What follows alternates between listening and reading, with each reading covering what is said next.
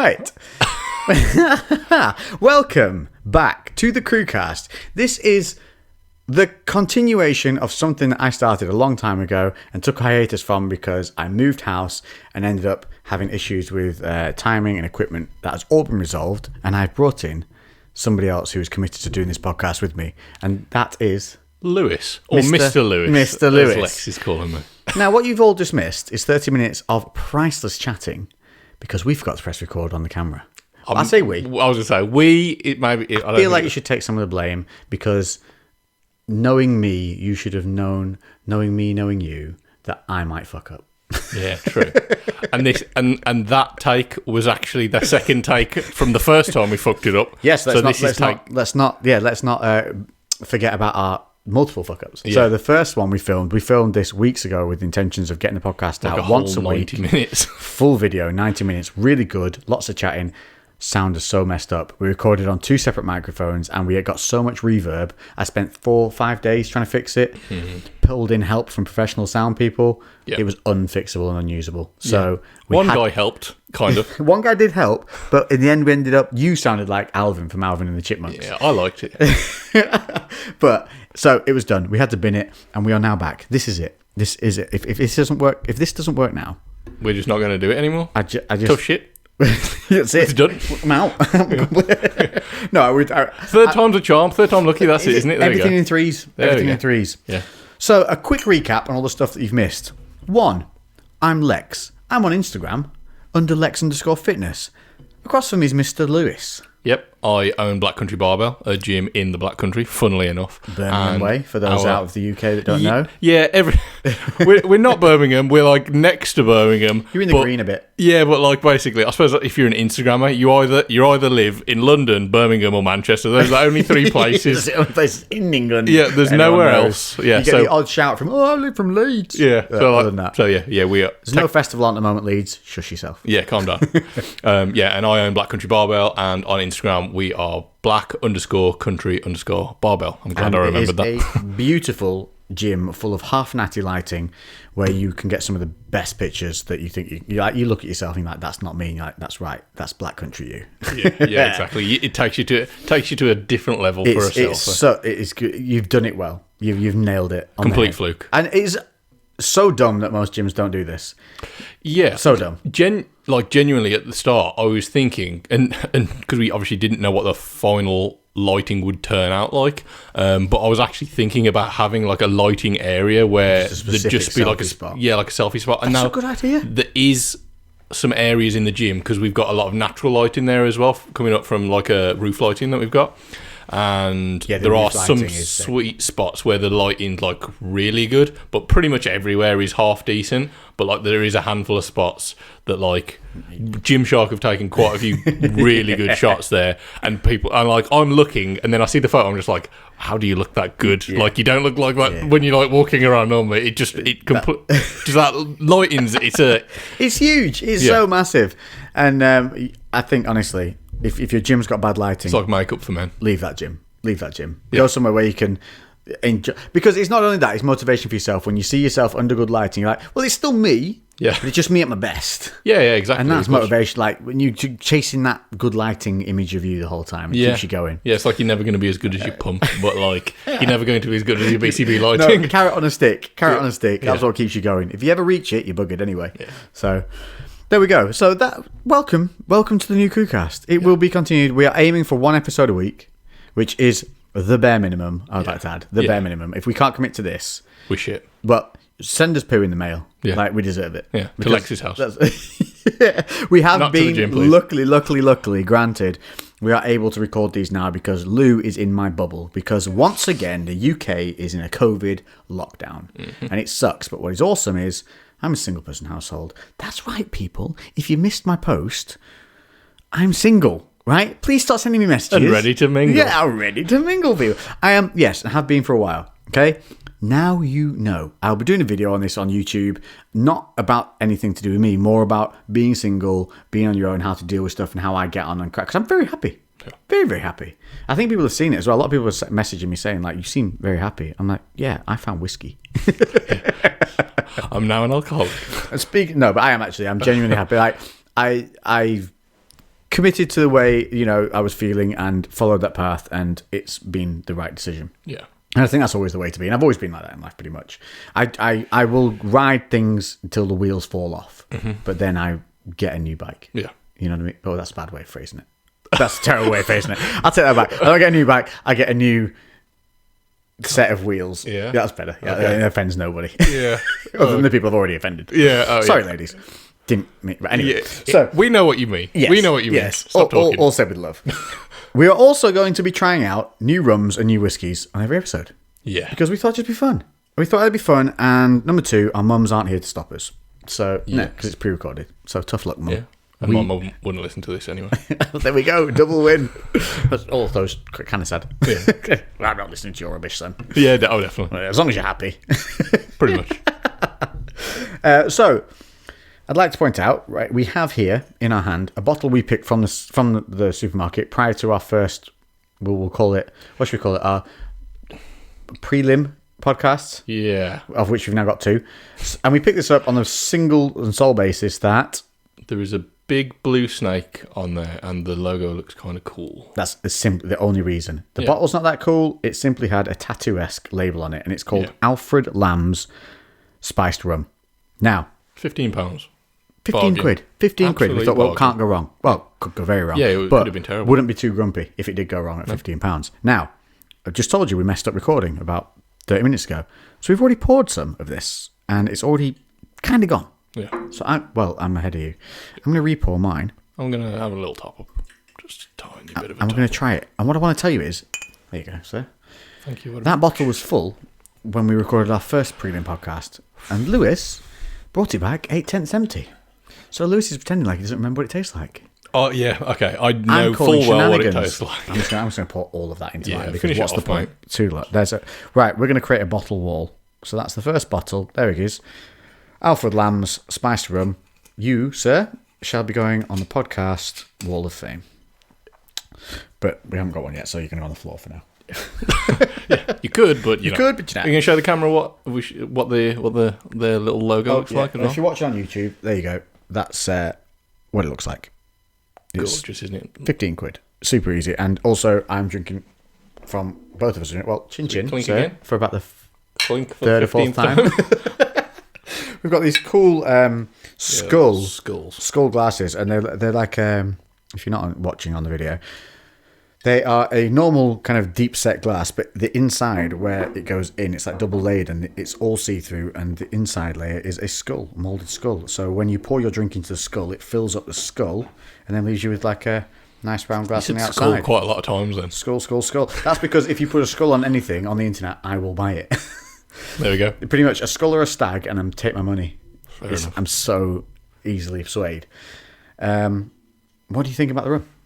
Really good for It smells a little bit like a beautiful scented candle. Yeah, very vanilla-y, Really like super fruity. sweet and fruity. It's really nice. Like, If you don't like sweet drinks, you're not going to like this. yes, yeah, it is on the sweet side. We've put a half ball of ice in it, so it's probably like a 30% to 70% ratio, something like that. Yeah, we probably messed that up a little bit. We messed it up a little bit. We split more like 90-10. Yeah, at this point. but that's okay. That's fine. Fine by us.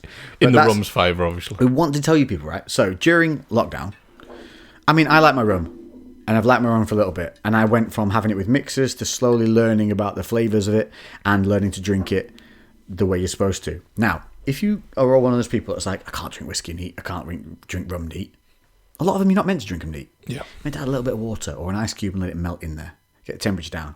But also, you take a little sip, you roll that around your tongue, then you go into drinking it. Yeah. And that's what's going to stop that alcohol burn. Yes, So a little handy hint there that I learnt, and it has improved so many drinks for me. Yeah, just getting the physical temperature of the drink down takes out the actual heat of the alcohol and that like kind of that burn that you get in the back of your throat if you kind of just swig it on it raw, and also like the rolling it is supposed to like basically what it does is coat the taste buds. So those that get overwhelmed by it, once you've coated them once, they then don't fire the same again. Yeah. So the second sip after that, you get the flavours. Yeah. I think everyone's had it where like maybe they've probably drank a little bit too much, and the more that you drink of it, you start to just not even feel any burn. It's almost like water. That's taken to an extreme. Don't do that. Don't do that way. Yeah, but like, nice sip and enjoy. Yeah. Bit of a fire, maybe a bit of Xbox, bit of whiskey. You know what I mean? Yeah. Not too bad. Well, PlayStation because I'm switching. Oh, are you? Yeah. Can't get hold of one though. Oh no, because you know when you make a product.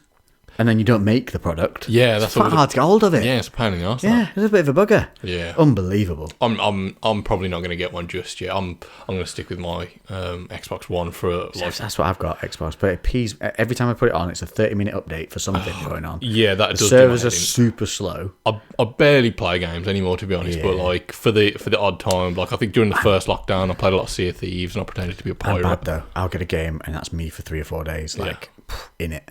But then once I get to like wherever you're supposed to get to in it, storyline mode, I don't pick it up again for 3 months. So I'm like that. I'm in and then out. Yeah, I'm similar in that sense. I struggle to just be a casual gamer. Like I either like get something and have to just blast it out and play a lot of it, and then just not touch it for months on end. Like when we've gotten into this lockdown, I restarted Red Dead. And played through Red Dead Redemption. You played that again. That's a good call, actually, because I haven't played that for so long. Brilliant. I was just like, the story is so good on it. The world is so immersive. I remember being genuinely a little bit upset by the end of it. Yeah. Yeah. Because mainly... Don't spoil it for anyone if they haven't played it. If you've not played Red Dead Redemption by now, come on, people. Yeah, true. Come on. The only bit that got me when the horse dies. Yeah. That got me more than humans. Yeah. I don't know why. I know what you're saying, yeah. But that, honestly, great game. Great game. This will split the room, though. People at home, let us know. Let's see how many we get on this. Who's PlayStation and who's Xbox? Because I am Xbox at the moment, but I'm switching simply because I want to play God of War. And there's a couple of other titles that don't come onto the Xbox, and they've ruined Halo. Yeah, I am very tempted to go to PlayStation when I do make the jump, but realistically, I might do it at the end of this year. I'd like when the prices go down. I don't play. That's a determined wait. I don't play enough to warrant it. Like genuine, I think there's probably been $350 though for the digital version. Yeah, I think not that bad. Probably been like 12-month periods where I've not touched it. So like it's only really last year when we had like a couple of lockdowns that it really blew the dust off of it. I genuinely expected them to be about £500 though. Yeah, in which case I'd bulk at that a little bit. But when they said $350 for the digital, I was like, I'm pretty sure that's what I paid for the Xbox One. Yeah, so they've done all really good price. Yeah, I think they lose on the console, don't they? And make on the games. Yeah, because I think I'd get it and then it'd just sit there, which I'm not gonna. Yeah, you reckon even with all that power? I just don't like. Maybe in lockdown I would be able to get some more use out of it as soon as everything opens back up. I'm just too busy. Like, no, I could do it, but like I said, I struggle to just I know what you're saying. Pick up, play for half an hour. It's very clever of you. I think if you feel like it would be sucking your potential time away that you could be doing something more progressive, 100% don't get one. Yeah, it really does. Like I struggle to just put it down and follow the allocated time, so I am better off just like forgetting about it. But my challenge, I think I like, is the idea of picking it up to then tell myself to put it down. Oh yeah, that's a good. Do you know what I mean? Like having the temptation there, but overcoming it. Yeah, I feel like rather than me not buying it and then doing it. But I mean, I'm not in a rush to buy it now. Like I wanted one before Christmas, only because I was having people over for Christmas, like family, and I thought it'd be nice to have that to play on. Yeah. When I couldn't get it for Christmas, I don't care now. I get it in summer. If I'm in no rush, but I think I've got the Xbox One. That's going to be no more temptation than the PlayStation 5. I can get the same games on it. So yeah, that's the thing at the moment as well. They're not going to have that many exclusives. It's not exclusives. It's just everything that comes out on it will be out on the old gen. I don't consoles. think we'd be too bad. I think we get that genuine 3-day excitement like little kids. Yeah, and then I think slowly we would realize it'll just be the new normal, won't it? Yeah, 100%. Yeah. So I think that does that, and also single life. Yeah. So. Is it in this podcast that I've said I'm single already? Or the previous one? I'm lost. Right, if I haven't said it already, I think I've said it. Did I say it? I can't remember. Mate. I think so. I'm single. I put up a post on this on Instagram. Yes, I'm single. Yeah. Please stop messaging me. Please stop messaging me asking me. Unless you're messaging me, not asking me if I'm single and just messaging me. Then feel free. Then you can. That's cool. It's all cool beans. So for me, life has changed drastically. And I'm very happy. Very, very happy with it. I'm pretty sure we have spoke about this. I think I said about the wheels falling off and ended up insulting a whole group of individuals. We spoke about it. Yes. And I think for me, the gaming side of it is a point where I do have those moments of feeling a little bit like, could do with a human being here right now to just say something to. Having the game thing there is a little bit of an outlet rather than because I've completed Netflix like 3 months ago. Yeah. And they keep releasing dog shit. Yeah. Like,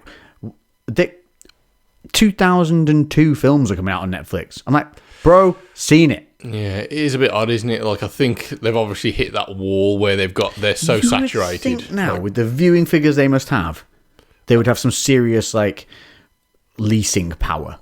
And to get some top... I mean, what's happened to all the brilliant Netflix originals? I know, yeah. The crap! Yeah. Right, can I just say one thing over Christmas? They released a film on Netflix called Noel. Right? It's in it. It is... I'm going to offend people on this one. I don't care, right? I am all for feminism, racial equality, all that kind of jazz, like balance. But everything's tipping scales. Yeah. They're going too far. They get rid of Santa and put a daughter in his place. Nobody wants to watch that. Nobody's mad at Santa being a dude. And yet they not only make Santa's like next in line an absolute goober. Yeah. The girl who then becomes Santa isn't even likable. Oh, it is diabolical. And do not boycott. Do not watch that film. Never. Happily, it's a terrible film. Yeah. So it will never become anything decent because it's a terrible, terrible film. I've not seen it.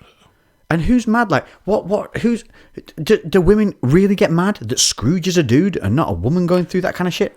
No. Just like... As white guys, we don't care that Blade was black and Shaft is black, and we don't want a white Blade or a white Shaft. Yeah. We just, I don't care. I don't see colour in films. It's whoever suits the character of the role, put that person in the role. I don't care if they're purple, right? But, I don't give a shit. But don't change an entire narrative of something that we all love for just the reason it's lovable. Well, it's with Santa. To fit a curve. They're fitting a curve. Yeah. It's unnecessary. It's an unnecessary battle to take on. Yeah, I can't imagine why they would do that other than to try to cause some controversy. I think they did it just to anger me. Yeah, probably. It's worked. It worked. It's worked because you're fuming. I'm middle Jan. I'm still angry about it. Yeah, genuinely mad. I love Christmas, and that made me genuinely angry. I don't watch that many Christmassy films, to be honest. I'm not, like Nightmare Before Christmas is my go-to. That's like it's not a Christmas film. 100% not a Christmas film. Halloween film. Yeah, I know, but I don't care. I watch it on Halloween and Christmas. So it's called Tim Burton's Halloween? Yeah. No, Tim Burton's whatever. Nightmare Before Christmas. Yeah. You know Tim Burton didn't really have much to do with it. Really? Yeah, not even done by him. Tim Burton looked over the project, gave them the outline of how he wanted it all to look, and then buggered off, and a whole other team directed it, voiced it, cast it, the whole thing. Well, they just put Tim Burton's name on it at the end when they released it because they got scared it wouldn't do well. Well, they did a good job with it either way. Fun fact. Yeah. It did terrible.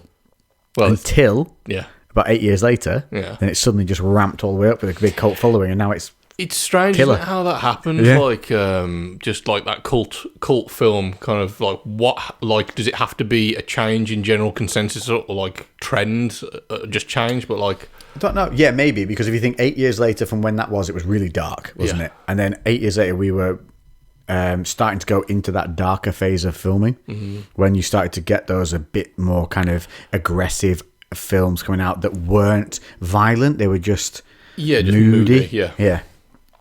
So don't watch Noel. Nightmare Before Christmas is cool, but not made by Tim Burton. Yeah, great start. Muppets Christmas Carol. That's a good one. Banger. Yeah, absolute banger. That's the best Muppets in my opinion. Scrooged with the animated one, and it's with Jim Carrey as the voice, but you can see him in the character. Oh yes, yeah, I know 3D animated one. Yeah, I have seen that, but that's really good. It's been a while. I don't really watch that many Christmassy films. I just remember being in the cinema, and one of the names of the characters is an old school name for a girl, which is Fanny. Yes, the snigger that went through the whole cinema every time it was mentioned. I just remember that being a really funny moment. It was just a load of adults and sniggering, and kids are like, "What?" Nice. No, I do love a bit of Christmas. I went full festive with it. It was a great time. Obviously COVID limited who you could have around and whatnot. And at that time, before the secondary lockdown, Bubble was my mum. So I was able to have my mum here and my sister because they're in the one household and I was here. So that was really nice. Yeah. But very small. What did you do? Again, family. It was my partner's parents went over and saw them, and it was really nice, really chilled. It was one of the best Christmases I've had in a while, and so many people have said that to me as well. Like, you know why? Because you appreciate who you got to see. Yeah. I think we didn't, like, a lot of people didn't take it for granted. I know, like, pretty much universally, so many people said that it was, and I think also the bar was maybe set low because so many people were like, Christmas is going to get cancelled. It's like, you know when you go out on a night out and then ones that have been planned always end up being crap, but then ones that are spontaneous are always good. It was always like that. The best. So it was like, the bar was set low, so there was no expectation, but also, you really got to, you valued it, and I think in general, as a whole, this year, we've been relatively deprived of kind of social interaction compared to normal, so that tiny little bit of normality was really nice. I hadn't seen my mum for ages, and it was lovely. And she came for like stay for a full week. It was like going from nothing to everything, like all in one go. It was really nice. Then when they left, though, I did get a little bit down. I'm not gonna lie. I had like a 3-day proper lull, where it was like still Christmassy everywhere I looked, but everyone was gone. Quiet, it was really quiet. Must be a lot harder, like just being here. Especially because one of my favourite neighbours moved out. Dave, big shout out to Dave. If you're listening to this, probably not, because as I said before, he's probably been a proper bloke and doing some work. They moved out and their family, and I got on with them really well, and especially over Christmas, they were really festive. So in the previous years, so seeing their house like dark. Were they the ones where the reindeers? No, reindeers are still next door, which is cool. They also went on, but I can't see that out my window because it's to the left. Whereas Dave would have a big sleigh outside the front, and obviously, I'd go over and we'd have. Dave is one of the reasons I'm going to get into whiskey. And we'll talk about it in a minute. But I always go over there and chill out and have a nice time. So, and he's always there just to walk over to, bloke to bloke chats. And you need that sometimes, It's a nice reprieve to just talk nonsense. I think this is it, ladies. A lot of times, what you don't think is, when you see blokes talking, we're not saying anything deep. Yeah, almost all the time. Almost all the time, it's what would win between. Yeah. What would happen if? Yeah, what would happen if? Which would you choose if? Yeah. Nothing deep. What's better to kill a zombie, a baseball bat or an axe? Axe? Well, got to, because you got to sever the brain. You got to sever the brain's spinal column. The thing is, though, if you're using an axe, it may get stuck. There's a Max Brooks book called The Zombie Survival Guide. Is it a real book? It's a real book, and it rates weapons in terms of usability and accessibility. It's a zombie survival guide, and I read this when I was maybe like 14 or 15. Crowbar was up there, actually, I think, as one of the highest rated because it's obviously they come in different sizes, but it's portable. It has multiple uses for it.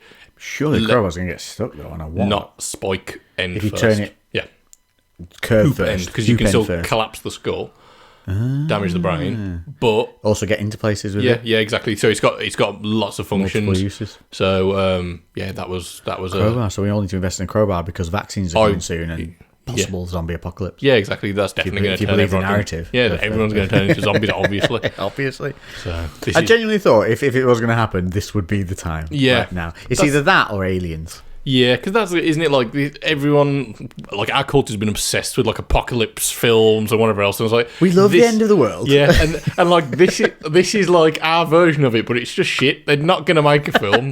Like it's not even Netflix special worthy. Yeah, like yet they made it.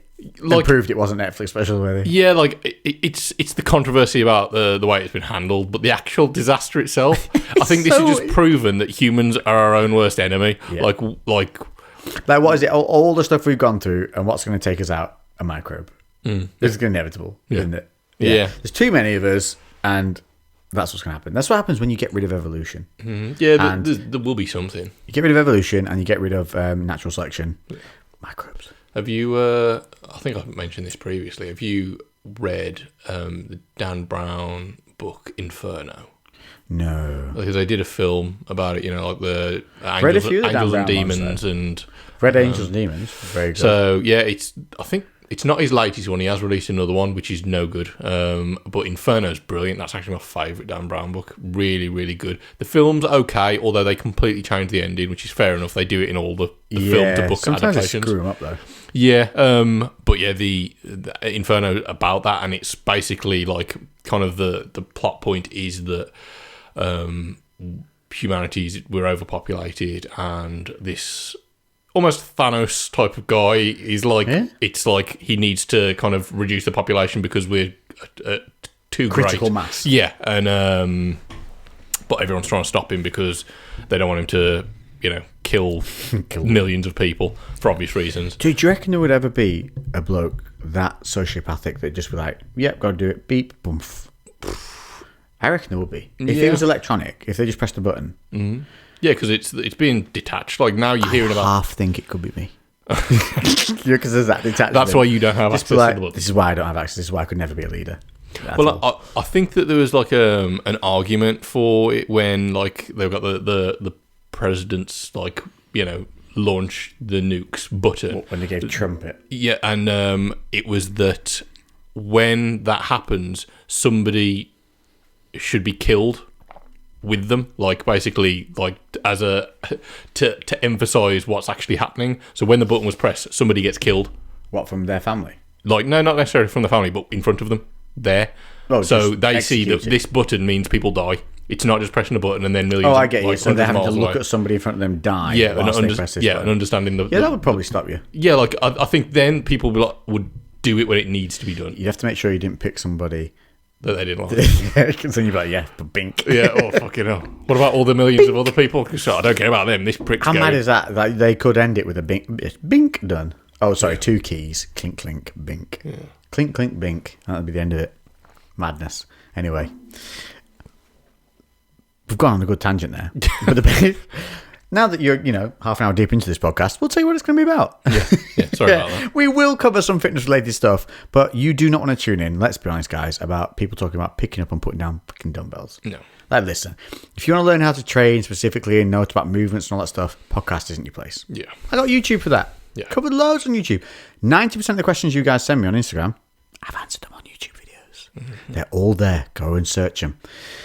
What we're going to talk about here is day-to-day life, what's going on in the world, anything big happening. Obviously, we've talked about COVID already, things like that. Yeah. How we're dealing with it, what's going on, cool stuff that's going to be happening. Yeah. And stuff we learn on the way that we think might help. Being a bit more productive, especially during lockdown, like that's a massive challenge for a lot of people, isn't it? I think it's messed up everyone's routines, and like I don't think everyone underestimated. Not just routines; it's messed up entire like career arcs. Oh yeah, for a lot of people. Oh, massively. Yeah, huge.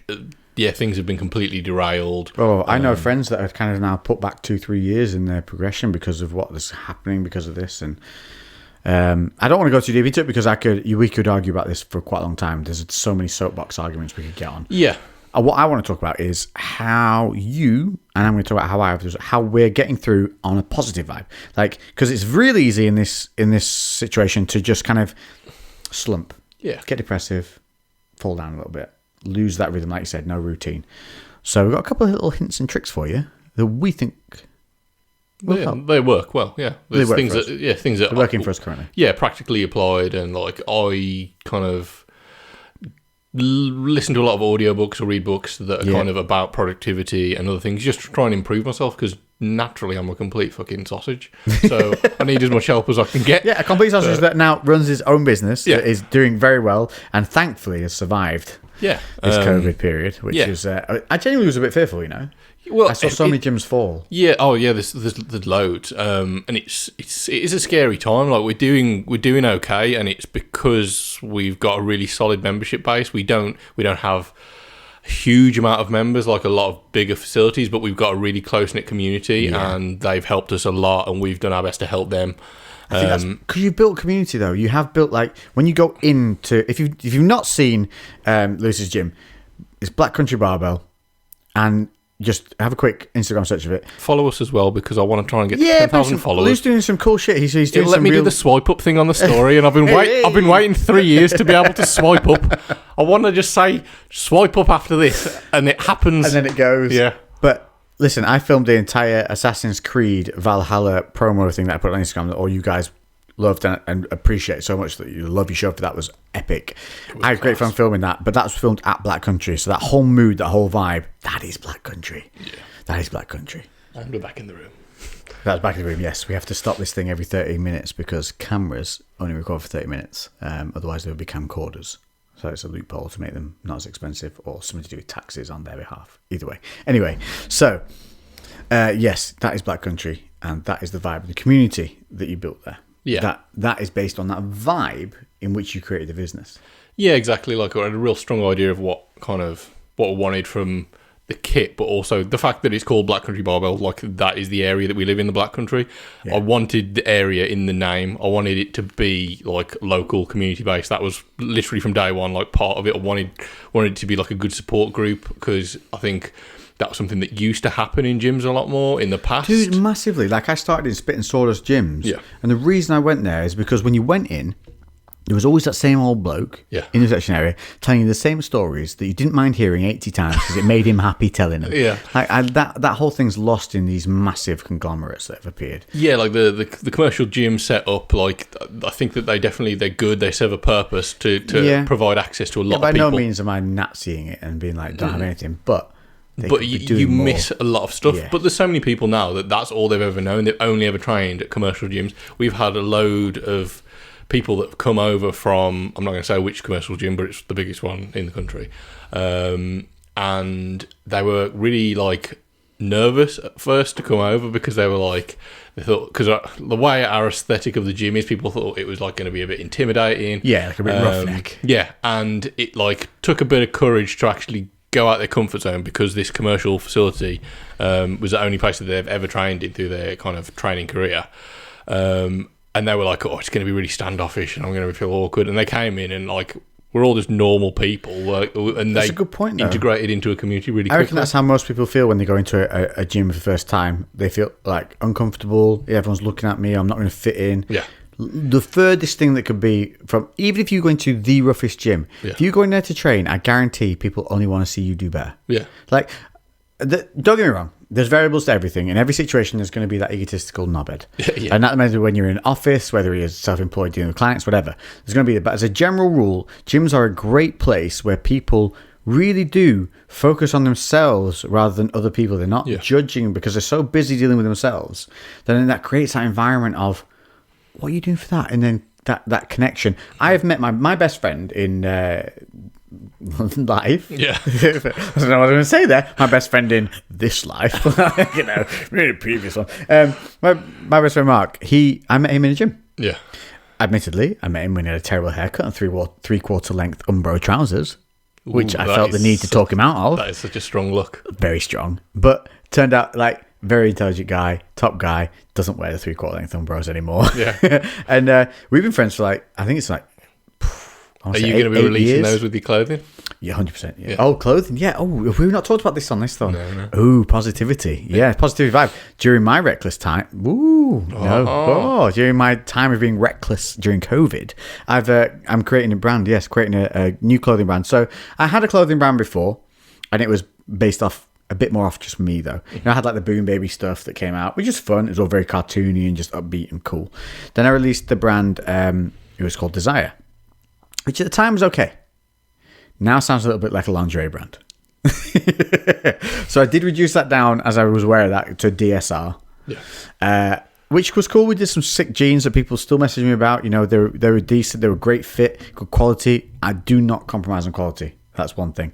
And so that all, when I moved, the reason I stopped doing that was because the postal service didn't support me moving. It required me redoing the entire system again. It was a huge labor-intensive scheme, and it was just me and like two other people. It was just too much. It was too much of my time taken away for it, and it was fine, but that time wasn't supporting what I could be doing with the time elsewhere. Yeah, of course. So it was one of those where it was okay, make a choice, and that I made that choice to go and do other things, and it was the right choice. It was the right choice. But now I've been given the opportunity to scale this as a proper business, as a proper brand, and so we are bringing back the clothing, but under the name of Reckless, and it is going to be all the cool shit that you kind of see me wearing from vintage stores, but tailored to that more modern fit, modern cuts, but keeping that uniqueness and quality of those vintage things. We all kind of, when you go and you find that beautiful Levi's jacket in an old vintage store, and you're like, damn, they don't make them like this anymore. We're going to make them like that again. Nice. That's how it's going to be. And we are doing that. We're going to be doing like sheepskin style jackets. We're going to be doing all heavy knitwear, jumpers, t-shirts, jeans, chinos, the kind of Carhartt style workwear. Yeah. I'm going full balls out with it. You know what I mean? Because if you're going to do it, I thought, you got to do it right. Fuck yeah, why not? I mean, we've had all this shit going on with COVID, and I thought, what is it? There's no better time now to just double down on what you like. Take that fucking risk, because look, we've never seen already, like, what happens when they just decide to shut stuff down. Yeah, of course. So when we're let out of this, let's just come out like a fucking rhino. Yeah. And just ramp everything up, and let's get everything done so that we can get it flying out the doors. Just come out those doors like you've gone through a supercar crash into the gates of heaven, flaming backwards. Yeah. Like, because it could all just be, anything can be ended at any point. So why not have a go? Yeah. What's the worst that can happen? You have to rebuild. We're all fucking doing that anyway. Yeah, exactly. Like, it's a good time for that kind of like fresh start. But if you're going to take something, you just got to. You've got to go for it. Like, there's no point half-arsing anything. Exactly. And I've learned so much. Like, through COVID, I've learned that to appreciate so much more that's around me. Like, I love those woods near me now more than I ever have. I've never appreciated them so much. They're a complete reprieve for me. Like, if I'm feeling shitty and I've started making this part of my routine, if I'm not going for a run now, but as part of Gymshark 66, I'm doing runs 3 times a week. Got trail shoes because I'm running on mud and dirt and stone. No road work. If I'm feeling crap, go for a walk, go outside, get fresh air. I feel fantastic when I come back. Yeah. So that is basic. Go for a walk, but it's nature. It's nice. I'm lucky to have that there. But go on a fucking adventure. Imagine how good you're going to feel after that adventure. Yeah. Get out there. Go see shit. Don't go to the fucking town centre and sit in a Starbucks. Yeah. I was coming back from work not too long ago, and obviously you're allowed to head out for exercise, and people were running through the town centre. I was like, what the fuck are you doing? Like, why are you here? Why are you running through the town centre? My God, like, I don't know if that's worse than a treadmill. Yeah, like I don't understand. Maybe they had a reason. That. Maybe they were running somewhere, like to get somewhere. There's purpose. They were being chased. I don't know, but no, they were running. Maybe they were looting. Yeah, potentially. But yeah, literally down the main high street, just running down the high street, and I'm just like, bizarre. For one, the high street's already like they've had to barricade off things to like add more social distancing. So there's like barricades in the road. Have they still done that? I literally haven't been into a town centre. Yeah, it's still like, in Stourbridge where we are, it's still like that. And there's like people trying to walk around doing the shopping, and these people are just like jogging down the town. I'm just like, why don't we've got so many beautiful bits of countryside and fields and do you know what it is? It's because they probably live on the outsides of that inner centre and going in that way, rather than, I would rather get in my car, drive 15 minutes, than go for a run and run back to the car. Oh, definitely, yeah. Because you're going to feel better after. And I honestly believe, and as hippie as this sounds now, when you go somewhere where there's nature, trees, soil, dirt, earth, 100% makes it. I honestly think you gain energy from that environment. Yeah. When we go in a concrete jungle, where you're blocked from all of that energy, from all of that nature, from all of that reprieve. Yeah. And I don't think it benefits you as much. I really don't. No, 100%. Like, I don't know a single person that doesn't like feel better from being outside in somewhere nice, somewhere like natural, and like I said, the trees, the woodlands. One nice thing I would say from COVID though, if you do live in a city centre, the sounds of birds have come back. Mm-hmm. Have you seen this? Yeah. Just beautiful sounds of birds everywhere because there's no traffic. There's not as much traffic going on. So they're starting to, and that's sad because then when it was the moment lockdown's released, those birds will quieten down. So appreciate those birds while you can hear them. Yeah. Don't get annoyed by them. Sit and listen, because that in itself can be a big positive attribute. I've started, here's a big thing, meditation.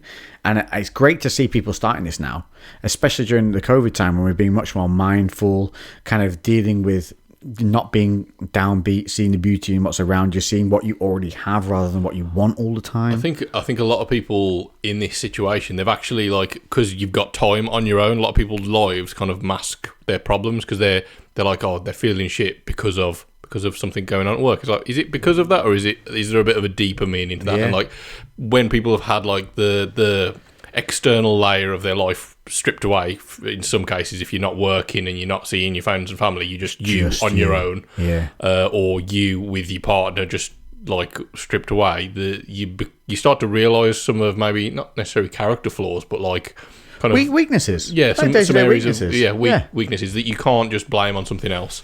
Or you can't just ignore and bury yourself in work or get drunk. Well, you can't get drunk. Everyone still gets drunk. But, so then I think people have... And obviously, I think one of the good things is that, like, mental health, obviously that's something that people have been talking about a lot more over the last few years. But going into lockdown has become an even bigger topic, making sure people look after their mental health a lot more. I think and this is the thing, like COVID, as bad as it is, there's been some great stuff that comes out of it. Mm-hmm. With the amount of people who are dealing with like, holy shit, this is really like getting me down now, being shut in, and people are realizing, oh, okay, so these emotions can overtake me. They can make me feel so low that I don't even want to get out of bed. Yeah. They're now more people are openly speaking about that type of feeling, which is then bringing out people who've suffered depression for years and not spoken about it, especially guys. Yeah. Talking about it more and being more open and saying, this is how I feel, how do I deal with it? And going back, so what we said with little things that will help you, we went on a bit of a tangent, obviously there, we've just given you the positivity of Lou making it and breaking it through COVID with the gym and me going running. That's all great, but the main thing is here is what we're saying is, Lou's thing was community, so yours was the community you created. You survived because you created a community of positive, and you still kept that community going, because when you shut down, you gave out all your fucking gym equipment to members. Yeah. That's insane. Yeah. Do you know how mental that is? You know how no other gyms have done that? Like, there's a couple more this time around. Like during the first lockdown, literally some of the members came up to me after the gym had cleared out and it was empty, and two of the guys that great members, but they were like, Lewis, I'm like scared for you. What the fuck are you doing? Well, I said the same thing. I was like, how do you know it's coming back? Yeah. And like obviously there's an element of trust. They sign a waiver, and technically, we know where they live. They've got the details on our system. Yeah. But obviously there is a massive element of trust when we're lending out tens of thousands of pounds worth of equipment to like over 100 plus people. There's an element of trust in that, but we've built a good community over the years, and I think like the fact, because at the end of the day, the fact you can even do that is testament to what you've created. Yeah, but like in my head, it's going to sit there gathering dust, or it can actually help the members like carry on doing what they're doing and like keep them sane, give them something, motivated. Give them something to do, not just let all that hard work that they've spent, years grinding to get just like dwindle away, because it can, progress can disappear quite quickly, can't it? Easy. It'll come back, especially if you're new to training. Like this can be a real kick in the dick. Yeah. We're lucky. We've been training for years and years and years, so it's going to be difficult to waste away a decade's worth of training in a couple of months being locked out. Yeah. But the fact that you did that was a huge positive for many, many people, because a lot of people would have had zero otherwise. Yeah, I think maybe more people probably this time around, because we've done it a few times before. A lot of people started buying bits of kit themselves. It's available now, though. In the first lockdown, when you did it, you couldn't even buy it. Like I couldn't even get hold of stuff through social contacts. Yeah. Like people were messaging me like, we would send you stuff, no problem, but literally the warehouses are empty. So that was a huge positive. So I think one of the positives from that side of it is the activity, your physical activity, whilst you're in this COVID, whilst you're in lockdowns, whether you're not in lockdown now, you're going to go into it, keep your activity levels up. Yeah. Because it's super easy to slip. Even if it's just going out for walks. Like a run, whatever. Yeah, because it's cold now, but a lot of people just, they're not wanting to do it. The first lockdown where it was warm, people were like, they'd take that one kettlebell that they had or whatever bit of kit, a sandbag or a barbell, whatever you've got access to, and they'd take it in the back garden and they do some stuff with it, and it's fine because it's sunny and it was lovely and it was beautiful weather. It was. We had a really good summer. That, and now it's shit weather. It's cold. It's like damp, rainy, snowy as it's been recently. Don't mind the snow though. I quite like the snow. But it's hard training. And because I used to train in like a lean-to in my first house. And the snow used to I used to brush the snow off my bench and stuff before I'd start training. And like everyone after the first lockdown was like, training at home wasn't actually that bad. I'm glad to be back, but it was all right. And I was like, yeah, it was all right because it was summer. I was like, you try it in the winter because it's grim. When it's grey and wet, it's a struggle to even be like motivated to get up. Never mind going train. Exactly. So. But that's literally the most important thing. You need to do something. And we did talk about this in the podcast 1B, which we screwed up because we're now in 1C. Yeah. I said it. So I've started doing on my Insta stories in the morning, my morning routine. One, because I wanted to put out there what I'm doing that might help other people. So I'm doing little simple things like getting up early, setting that alarm and getting up. Not crazy early. Nothing that's going to make me look at the alarm, smack it off and go back to sleep for 3 hours. Yeah. I'm putting it on for like 8:30, getting up, getting my water in, doing my stretches or doing some ab work and getting active and moving. And that's all great. But me having to film that is making me do it. Yeah. So it's circular. And that's why I wanted to say everything's circular. What you put out, you will get back. So that's lovely. And we talked about that. But then you said from that, I put on those little Insta stories like win number 1, getting up earlier. Win number 2, drinking the water. These little wins that you make through the day. And you said that helps build momentum. Yeah, like it builds positive momentum throughout the day. Like you like everything that you do, when you complete a task, you get like that little hit of dopamine because you've done it. That's like your little reward that you get for tick box. Yeah, no matter how menial it is. If you can start to identify like these little things, menial things like making your bed, as like that was something that I didn't want to do, but I've done it anyway. I'm a productive human being. yeah. Like, and you feel a little bit better about it. And there's a book that I can't remember what it's called, but if I remember it later, I'll mention it. And it talks about like building that momentum and like the power of using lists. Like my missus, she's like a list person. I wish she I was makes a list lists person, mate. for everything. I need to make a list to make a list. Yeah, and there needs to be a list that tells me to make a list. I'm so bad. I'm like that. I wing things. Like I don't really kind of have that much structure. Rough idea and off I go. Yeah, and it doesn't work as well. It really doesn't. No, it genuinely doesn't. I was anti-list just because Emma was pro-list. I was just like... I would like to make out, though, like, if you don't make lists, don't worry. We have both built our careers off no lists. Yeah. Like, we're okay. We're just saying, if you make lists, probably more productive. I think you can definitely, like, get that higher level. If you're driven enough, no matter what, you will succeed. Like, if you keep pushing, go, you will get there, you know. You do need that self-inner drive, but the lists just help keep that creativity curved in the right directions. Yeah, like, it's just building that positive feedback loop. Like, you do something, you tick it off, and you see that's not just another thing that's happened throughout the day. That's actually part of you, like, being a productive person. Yeah, but you said the little things. So even like brush teeth, do your hair, get dressed, like these little tick boxes. Yeah, so literally just like if you wanted to have like a much more productive morning routine, list everything that you want to do. So that'll be things that you don't necessarily do now that you want to, say like 10 minutes of meditation, stretching for 15 minutes, drinking a pint of water. Yeah.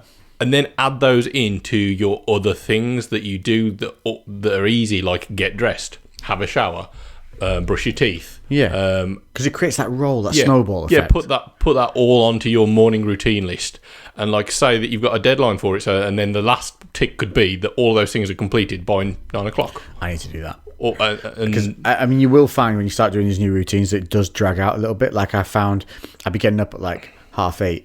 But by the time I've done everything I want to do, because my stretches in the morning take longer because I'm about as flexible as a wooden spoon. Yeah. Like I'm Trevor.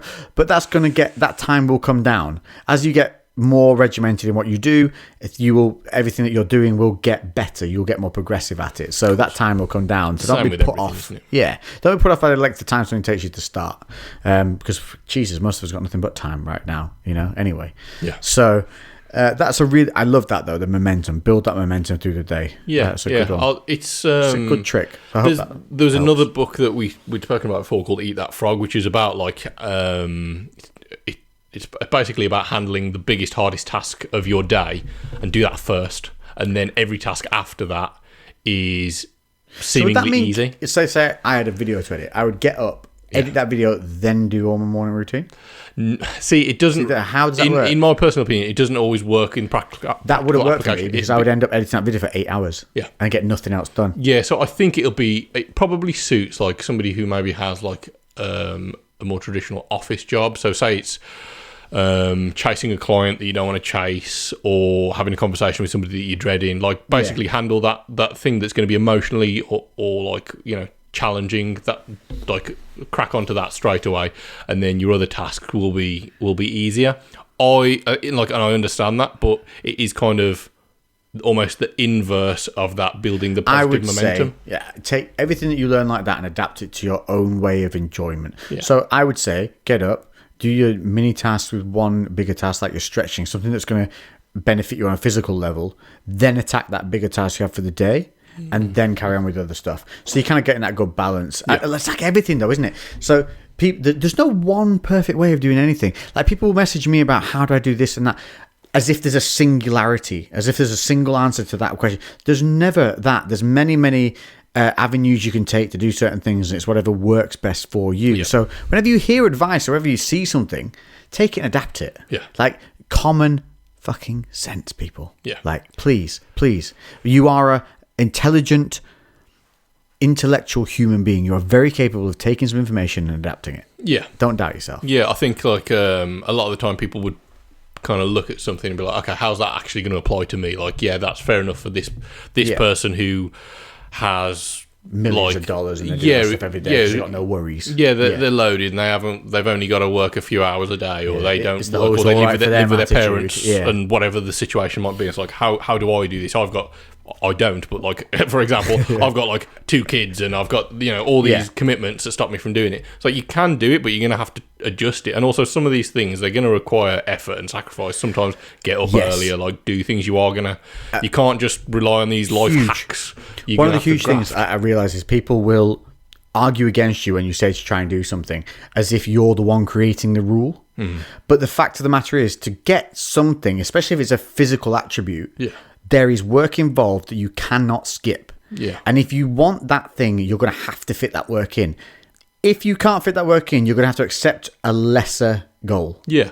A lot of people think that like they're too tired or they haven't got the time or the energy to add in these extra things, not realizing that the things that they're adding in will actually give them energy. Like people, that's true. Yeah, like that's true. People kind of, it's really common that you view things as like, having to do meditation will take up some energy because I have to go and do that, or going and do my stretching, I've got to do that. You treat it as a job, like work, like it's gonna drain you. I'm gonna say now the meditation thing, right? Sorry to interrupt you, but I'll forget this otherwise. I used to think hippy dippy, a little bit like, ugh, that's not my mindset. I can't do that. I can't quiet my mind. I started doing meditating during COVID because I was like, well, worth a shot.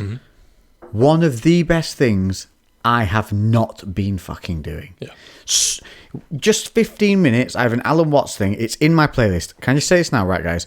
The music you hear me playing, the playlist is constantly linked. It's on my Spotify. Will you please just go and see it? Like, so many people I link it and then they send me a message afterwards going, dude, is there a playlist for this? Yeah. I don't know how bad Instagram swipe ups are in being noticeable. Maybe. Yeah, they're not that. They're dreadful. I don't, because people seem to miss them.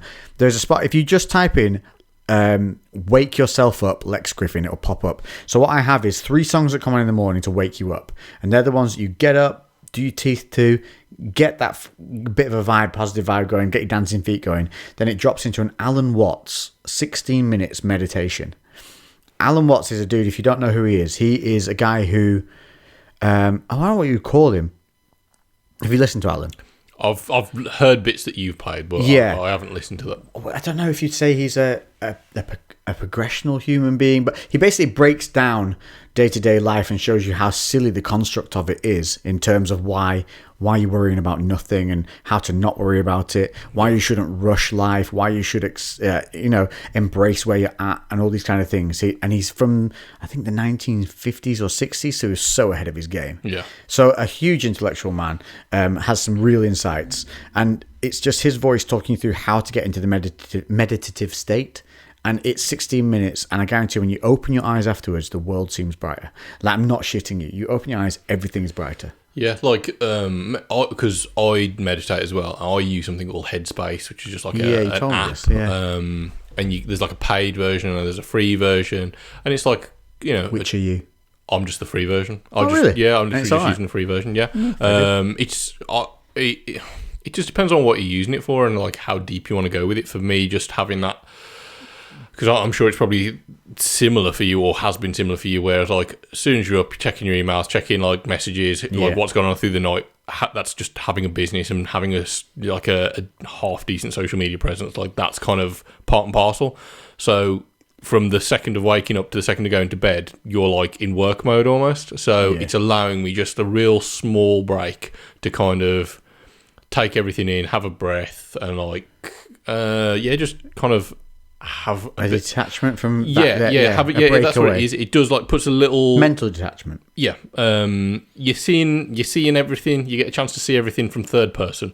You know what I mean? Like, when slow everything down. If you have a problem, it's hard to see that problem because it's yours. But if your friend has a problem, you are like, you're a fucking genius. Yeah, you're like Gandhi. You're like just knowledge just pouring out so of you. Easy. And that's because you're emotionally detached from that situation. You can see things objectively. Mm-hmm. But unfortunately, with life, you can't you can't detach from life, but you can stuff like meditation. This is exactly what it teaches you, though. Yeah, it teaches you how to detach but stay productive. Yeah, like this, and the way that this is just from his lectures. Like Alan Watts does whole lectures that are like hour-long things, and they are some of the best things you can listen to, and they're great to have on during your morning routines or anything like that. But one of the main things I learned from it is during his teaching is to get into the meditative state. there's binaural tones and everything going on behind when he's saying this in that track that I've got on the playlist. So it's setting you up. It's got all those tunes, little relaxing things going on whilst he's talking. But it teaches you to recognize sounds and noise as nothing but almost a melody of life. And I used to get really worked up. Like I said, I can hear a clock ticking through a wall when people are sleeping and stuff. So I would get worked up at noise when I'm trying to concentrate. From doing the meditation, I have learned to just... I hear something, it irritates me, I go, no, it's just a noise, let it be. Yeah. And it really, really has helped me become way more mellow. Yeah, it's just how you interpret it. That's literally everything, though, isn't it? Like, everything that we see, like, literally we see, everything we hear, it's just signals that are interpreted by our brain. And we make those connections in terms of whether that's good or bad. Some people... We make a mechanism, don't we? Yeah. Trigger points. Yeah, boom, boom, boom. you create these in your head, and you can break them down and recreate them. That's what it does. That's what you meant. It lets you break things down and reset. Yeah. There's it's very clever. It is really have clever. you heard of like neuroplasticity? Yeah. So like that's the principle of it. Like that's something that you can you actually as you learn, your brain is physically changing. New pathways are being formed. And this is on like a neurological level. You can there's like the scans of brains. It's hugely possible, isn't it? Because we only use 10, 15. Is it 10% we use, or is it 15? Like I think it's dolphins use 15, and then we use 10 or something. Scary dolphins. But yeah, so there's all the damn dolphins. But there's all this is so much more to us than we are tapping into as it is anyway. Yeah. I mean, you can get really spiritual with all this, and honestly, it's grounded in reality, and there's a lot of science behind it now. Huge amounts. Have you seen any like Wim Hof stuff? Yeah, his breathing techniques and all that. Yeah, it's insane. Yeah, and there's loads of studies being done on it. That's like one thing he's pushing to. Like this is stuff that's taken from like, you know, Buddhist meditation and loads of other practices that he's kind of compiled into his, you know, quirky Dutchman kind of like package, which is brilliant. Like I fucking think Wim Hof's amazing, but he's really pushing for there to be scientific evidence about it. So he's not just this crazy Dutchman. He's actually because he is insane. Yeah, he is a crazy Dutchman. But what he can do is just. I mean, the dude can. It seems like he can manipulate his metabolism. It's crazy. Yeah. Like it's really impressive to see. And when you see somebody like that, how can you deny? You can't deny. The dude sits in ice cubes. Yeah. And just chills out. Yeah. Yeah, for like insane amounts of time. Like time.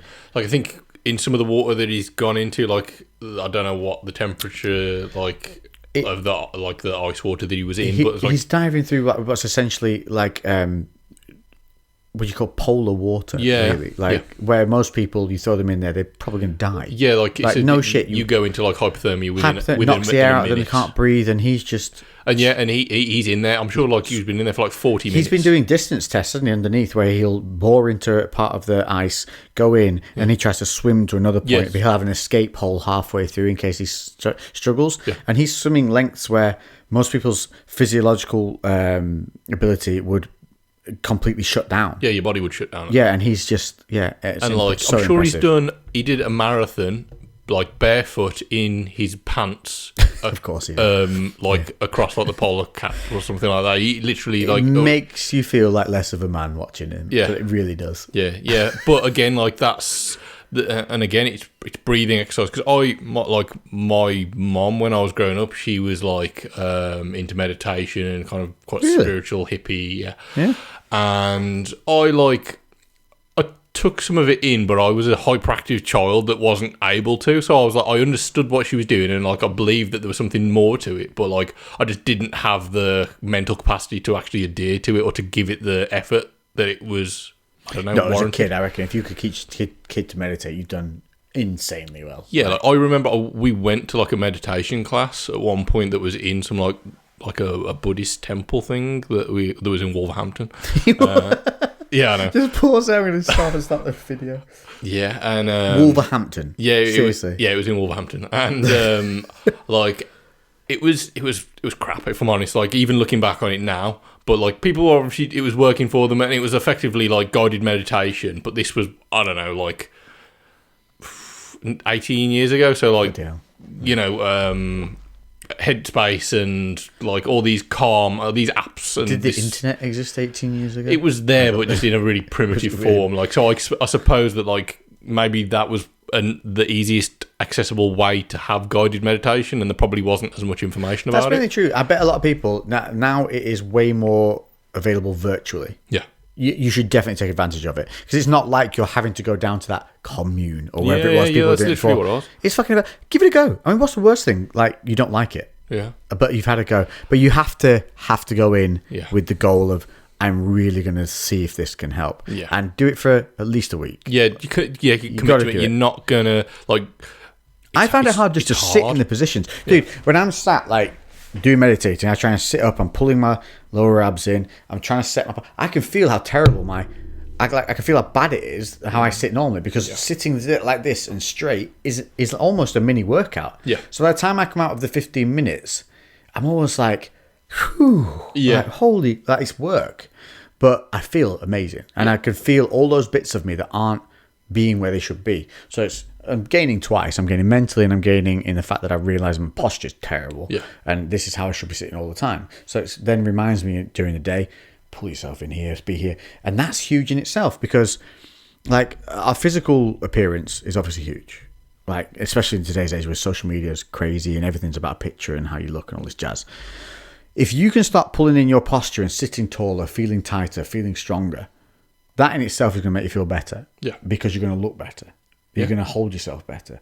So all these little things, like we said, so we're building. By doing one main thing, we're adding up these little tick boxes on the side as well. Yeah. So that's why it's worth the go. Yeah, there's like kind of on a little tangent of that, but I guess it is related.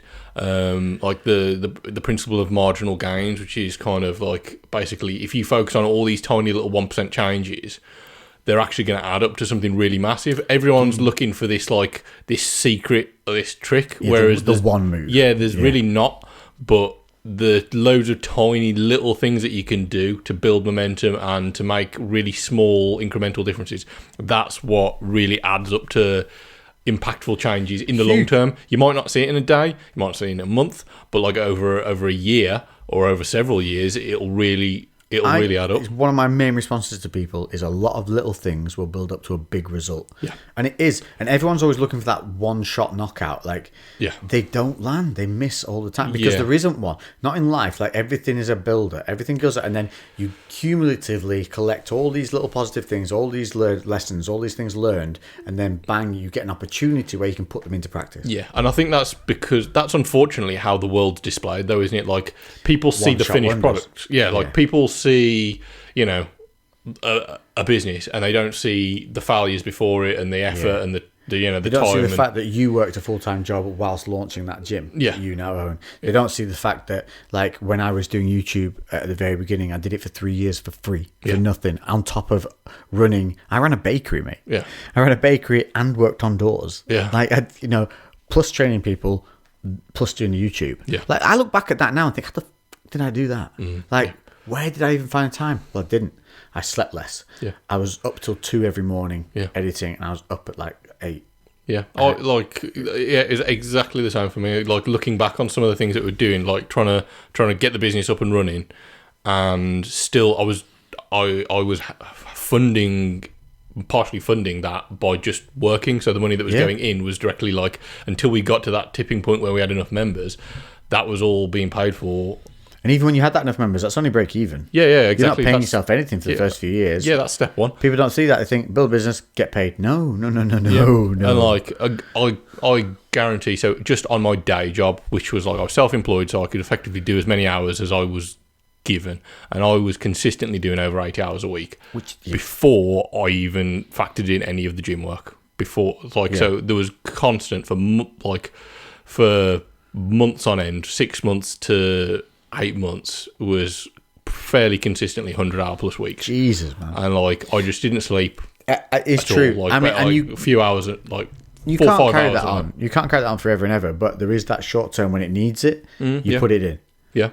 And it is true. Like, you have to prioritize after that. Yeah, but of course. You put that time in to get to that point where you can have the choice of prioritizing. Like, I remember when I had the choice of carrying on working at something else. That didn't have to happen anymore because I started to get paid in another avenue because I'd worked to a level where it was worth something. Yeah. So now when I got that worth in that section, I could leave behind the one I didn't want to stay in. And I didn't get there was no kind of monetary gain, but I was on an even keel, and that was fine because now I'm on an even keel doing what I want to do. Yeah. And then I build from there. And that's what most people don't understand. They've seen the socials, they've seen everything just jump from zero to hero. They see the finish. Nobody's gone from zero to hero. Every person you see succeed, every person you see suddenly appear on the scene has been working for years behind the scene. Yeah, 100%. You haven't seen them doing it. That's all it is. Yeah. So yeah, it is. It's all these little things that like kind of that do add up to that big change. And the principle of marginal gains, that's talked about in loads of things, but one of the books that I will recommend to anyone who wants to listen to an audiobook about like getting motivated is Atomic Habits. Atomic Habits. Right. It's a relatively short book. The audio book is only maybe 6 hours, and it's fucking brilliant. It talks about loads of different principles about forming good positive habits, and like that principle of marginal gains is one of them. It talks about like I know fuck all about cycling, but it talks about the British cycling team and how we used to be one of like the worst. We've never won like the Tour de France, and we'd like in 90 years or something like that, we'd only won like 1 or 2 medals. It was pathetic, really, comparatively. And how they got a new manager in, and he really focused on the principle of marginal gains and how obviously their training would be good, but he would look at all these small, tiny percentages. So all the athletes had pillows. They all basically chose their own pillows to find what would get them the best night's sleep. They trialed different materials for their outfits to find out which had less wind resistance. They started to rub alcohol on the tyres to reduce any like slip from it. They painted the inside of the vans that transported the bikes completely white so they could notice any dust in any of the corners, which could potentially degrade the bike's performance quicker. Jesus, that is a man with a plan. Literally every tiny bit of minutiae that was, and these aren't even 1%, so these are fractions of a percent. Yeah. Like they tested different massage oils to find out which got them recovered quicker. They had doctors to teach them how to wash their hands properly so they would reduce the chance of getting ill. Like every tiny little minute speck kind of added up, and within 2 years of him taking over, they won the Tour de France. They won like the most gold medals that year, and then they went on I think it was like a 7-year run of winning. So it's like an extreme thing of showing, look how all these little things make a huge difference. Yeah, the only thing that changed was the manager changed the processes that they were following. And consistency, I guess, in those smaller things all the time. Yeah, because and once it's changed, it's kept fucking changed. Yeah, like I don't remember the exact like formula for it, but it explains it in the book how it says like if you make a 1% change every day in a year's time, your performance is going to be X amount better. Yeah. But then if you decrease 1%, you're like very quickly your performance drops down to nothing. Yeah, and how unfortunately all of these principles actually work in the favour of negative habits, but don't work in the case of positive habits. So like the example he used is with a diet, your like kind of short term is like, if you have a biscuit, doesn't matter, there's no negatives. You have a biscuit every day. Yeah. Or, just as an extreme example. On top of other things. Like if you eat shit every day consistently. Get in the habit of having that bit of... Yeah, like over time, that has a very negative effect. Whereas you go to the gym and you train, you don't look better that day. You do it for a week, you don't look better that week. Maybe a month, you might notice some real small changes, but you've got to plug that for months and months and years before that starts to add up. So our brains that just want like instant gratification. Like, and that is wired into us to want that. That's not like, well, I think advertising this now, take, buy, get, you know, it trains us that way, doesn't it? That's a part and parcel. Yeah, there is it's just a human instinct though, isn't it? Like there's something so wired in us, and as well, want that. Think about it. If something, it's the easy option, isn't it? Yeah, you can get this in one go. Oh, cool, give me that then. Yeah. I mean, it's why everyone's always like wanting that magic diet pill, wanting that magic answer. They don't fucking exist. What exists is work consistency in these little things. And the COVID and the lockdowns, there's no difference. You need the consistency and the work ethic every day. And here's the thing, people, you have to make your own fucking energy. And this is something I'm saying every day to people. Make your own energy. You have to ramp yourself up. You have to build that happy feeling. You have to want to be happy. And you know what? That's fucking fine to feel like it's work to do that. Yeah. Every person you see is happy. You see me in the morning, I look happy because I'm working at feeling that way. Yeah. I could really easily lie in that bed till noon. It's a comfy ass bed. Yeah. I'd be better getting rid of the bed, to be honest with you. It's hard getting out of it. I keep my room cold, but the duvet's warm. Mm-hmm. You know, I have those memory foam pillows to help with my posture and all this jazz. It's a great place to be. So to get up in the morning, me filming it to get up is incentive. Like, come on, you got to film this because other people are kind of wanting it. But it's an effort. It takes energy, and you're at a disadvantage as well because you're tired. You're in a weakened state, aren't you? You know what I mean? You're mentally weaker, probably first thing in the morning. And if you get up weak, like shuffle your way down the stairs, stay in that blanket, put a dressing gown on, roll. I can't have anything before I have my tea. If you start telling yourself you can't do this, you can't do that without this and that, that's when you get in these lulls, and those lulls take longer, and you end up sitting longer, and Netflix comes on, and and then you end up realizing midday you're not dressed. Yeah. But who cares? It's COVID. You will care. Yeah. 3 weeks down the line, when you feel like shit and you feel like the walls are closing in, get up, get that energy going, drink the water, micro little things, micro tasks, get them done, and then do that one big one, and start building. Yeah, like just do stuff. Like get moving. The more that you do, the more that you can do. Like you want to kind of... And the more you realise you can do. Yeah. And that's a massive part of it is just like your approach to it. You don't realise that you affect how you interpret things. Like on a micro scale, if you're going to go, like, and relating this to training, if you go to perform a squat and you get under that barbell and you're really relaxed and you just put no effort into it and you try and push it up and then take a step out, that feels heavy on your back. Yeah, and you haven't even started the exercise. You've not even squatted down yet. If you approach the bar, grab it, squeeze that fucking barbell in your hands, you aggressively pull yourself into the bar, get yourself wedged in tight, take a deep breath, you're bracing hard, you stand up tall, you take some powerful steps back, that weight feels lighter on your shoulders because you're not even fucking doing the exercise yet, but because you've actually exerted more energy to do that. That's required more work, but the squat 100% will feel easier because you've done that. The fact that you've set yourself up in a good positive state. You're creating that driving energy that you're going to need to get through that movement. So you're setting yourself up to be like, let's get this motherfucker. Like, let's go. And that is it. Like, and I did a thing about this actually the other day on because I've just bought a real simple piece of equipment. Now, we've said before that people couldn't get equipment in the first lockdown. A little bit better now. People aren't panic buying as much. We're not being dickheads, right? Or toilet the dickheads. Toilet roll. I wasn't a dickhead in the first place. Let's point out, I didn't do any of that panic nonsense. But the dickheads have stopped being dickheads and realised, there's plenty going around. Just don't go and buy it out before the quotas of the supermarkets come in every week, because obviously they're not buying in. Like, people didn't understand that supermarkets only buying as much food as they need each week because they know what sells. So the moment there was panic buying, of course they sold out because they weren't ready for it, dumbasses. Not because the food was running out.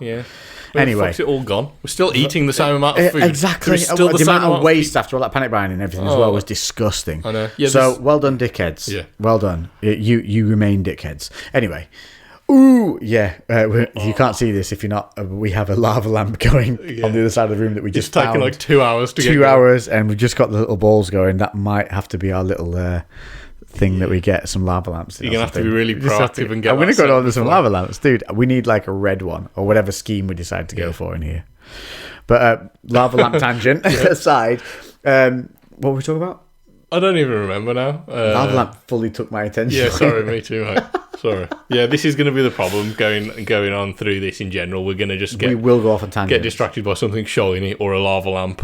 Yeah, or a noise or anything that amuses us. But Jesus, what we're saying? We're talking about squatting and we're talking about getting it. That was it. In the mornings, I was saying create your energy. That was it. So I've bought this simple piece of equipment now because stuff is available again, and it's basically a pull-up bar with a leg raise station and a press-up station on it as well. So you can do pull-ups, dips, leg raises, and press-ups. Now, on the other side of it, attached is also a bench, which will go into a full decline for sit-ups, but obviously also you can do some weight stuff. So I've got a bench, pull-up, dips, press-ups.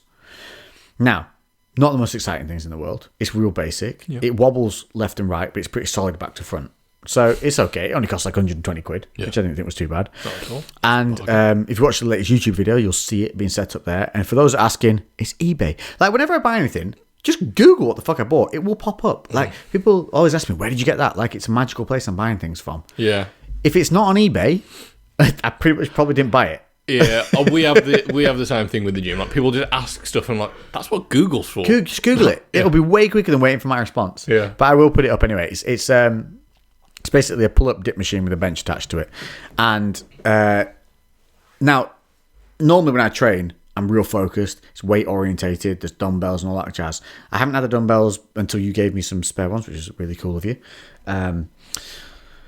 But what I've done is I put some good kick-ass music on, and I make sure that I go in, and even if I'm just doing press-ups, I go in with intensity for those press-ups. Like, I wait till that chorus kicks in on that music, and I fucking go in and I smash out the minimum of what I'm supposed to be hitting. Yeah. And I always aim for minimum reps, and what I get above those, bonus. Yeah. And that's how, no matter how little it is, if you're doing that big heavy squat or whether you're just doing the press-ups, bring that fucking intensity. Yeah. Yeah, you've got to do that. You've got to have the intention, and that's the hardest part, because when you don't feel like it, it's easy to just excuse yourself and be like, oh, I just don't want to do it. Yeah. Like, you have to know, like, that's fine that you feel that way because you're meant to. Like, you have to consciously accept, I kind of feel a bit down, or I haven't really got that much energy. I'm like, but fuck that, I'm going to give it my best anyway. And then once you've actually done it, it's literally just like breaking that barrier. Once you've done it once, it actually becomes so much easier. Like, you've only got to...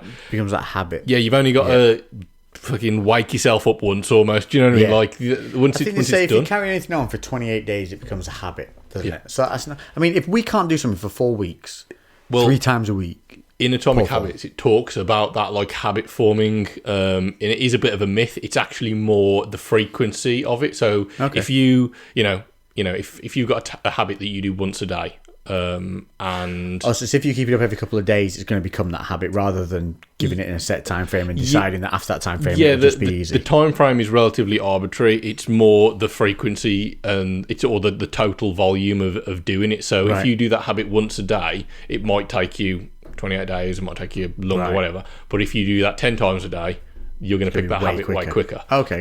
So that makes sense. So from that point of view, it kind of it makes for sense. Me, if I do anything for 3 weeks, it pretty much gets ingrained into me. I'm not too bad, but I'm not gonna lie, like, and you should also know this, everyone should know this, like, no matter how high a level somebody is at something, there are days when they're down and don't want to do it. Everyone's human, and it's completely fine to feel that way. The difference is those motherfuckers that you look up to, I look up to, or maybe you look up to on socials and things like that. They get the shit done when they don't want to. Yeah. Like, if you're broken and hurt, don't get me wrong, take a rest. But if you just know you're being lazy. Yeah. Like, I haven't worked out today. Yeah. When you go, I've got to go now do a RUM-fueled workout. Because I've got to get it in today, because I had a rest day yesterday. So I've got no excuses today to not do it. I was editing all day. That was a priority. It had to be fucking done. Yeah. But I also have to get this workout done. And I know I can get workout done in 40 minutes. Yeah. Put that music loud and I take very little break. And I'll just blast. Yeah. And thank you to you, I have some dumbbells to be able to play around with as well. So I'll superset some dumbbells with some bodyweight stuff, and I'll get that shit done. And I'll go to bed feeling accomplished, and I will physically achieve something as well. Yeah, people, like, successful people get shit done whether they want to do it or not. Yeah, like, and I have to argue with myself to do it. Like, I could go sit on the sofa and watch, like you said, Shameless, like, or some dumb shit that I've already seen. It's dreadful. Like, I've already seen a series. I'm like, but it's funny. Yeah. And I can sit and watch that for 3 hours. Yet I can't go and do a 40-minute workout. Come on. Yeah, and that's how I speak to myself in my own head. Yeah, all the time.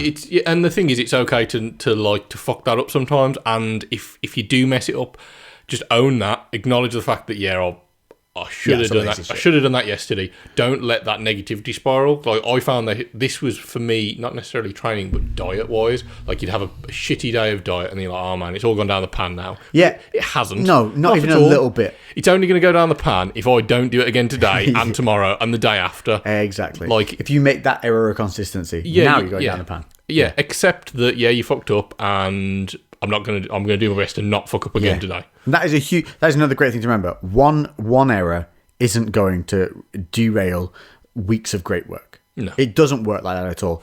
It's multiple errors back to back that are going to derail you. Yeah. And that takes conscious effort to let that happen. Yeah. So it's relatively, like, as long as you've got more ticks in the done well box than the not done well, you're still going to make a progression. But the less we've got in the not done well section, obviously the faster we're going to get where we want to get to. Yeah. But it is basically that easy. And nobody's perfect, and none of us are. I wouldn't say I'm genetically gifted to be great at everything or anything like that. Like, I have the attention span of a Cocker Spaniel.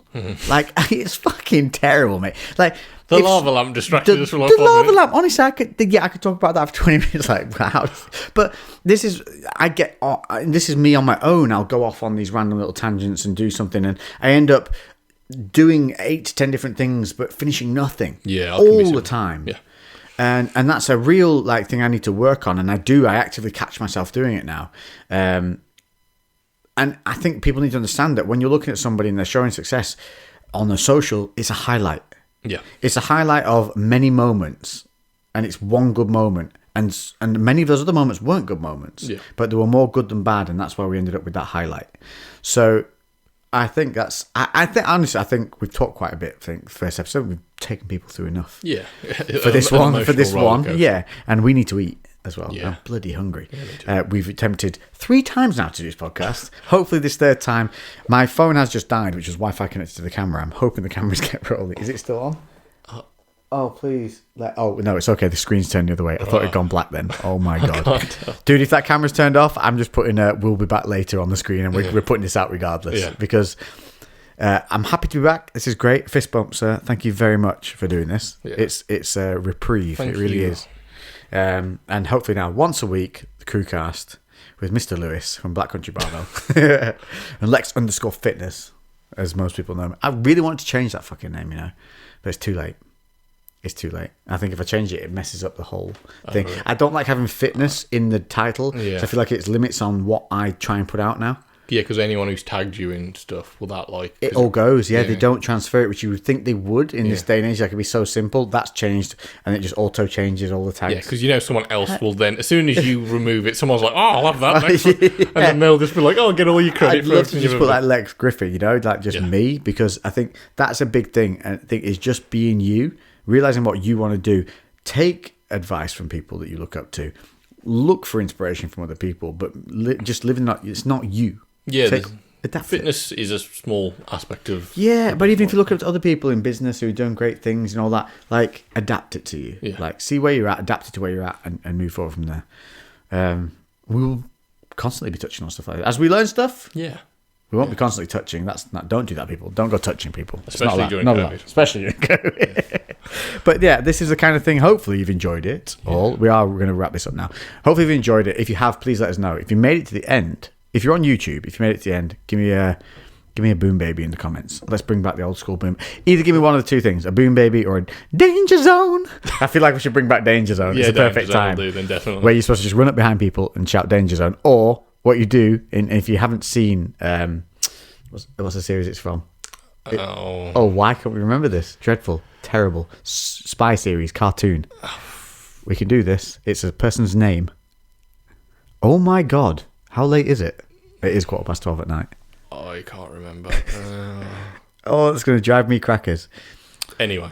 Yes, it's from... Anyway, the idea is you call people into a room, shout their name, like something really bad's going on, and then when they come in and go, what? You go, danger zone. And video while doing it, and hopefully everyone will laugh and have a bit of amusement. So give me a boom baby or a danger zone. Thank you, Mr. Lewis, for appearing on the podcast. Bravo. We will go and sanitize our hands now. Yes. After that fist bump. Yep. And we'll catch you in the next CREWCast. It is going to be available on all platforms as best as possible. I will get it available on Spotify, SoundCloud, YouTube, and anywhere else, iTunes as well. Yeah. I will sort that out. Lex is going to do that because I don't know how to. I'll try and remember how to do it. I did have it all going at one point. So if you liked it, let us know, and we will be back once a week. Thank you all for tuning in. It's been an absolute pleasure. Thank you, guys. Yes, and we'll see you in the next one. Toodle pip. Bye. Boosh. Please be recording, camera. Fuck.